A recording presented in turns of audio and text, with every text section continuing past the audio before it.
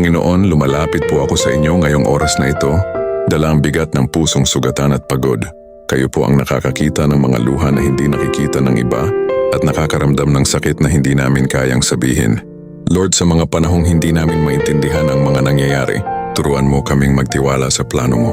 Kapag masakit na, kapag parang hindi na namin kaya, yakapin mo po kami ng iyong kapayapaan. Gabayan mo kami, Panginoon, na sa halip na magtanim ng galit, ay matutong magpatawad. Sa halip na mawala ng pag-asa, ay matutong umasa muli. At sa halip na tumingin sa sakit ay tumingin sa pag-ibig mo. Tulungan mo kaming makita na may dahilan sa bawat luha at may bagong simula sa likod ng bawat pagtatapos. Bigyan mo kami ng lakas na bumangon at ng puso na marunong maghintay sa tamang panahon. Lord, salamat po dahil kahit kami ay nasasaktan, alam naming hindi mo kami pinapabayaan. Sa bawat hakbang namin, ikaw ang ilaw na gumagabay.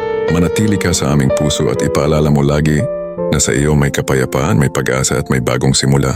Sa pangalan ni Jesus, Amen.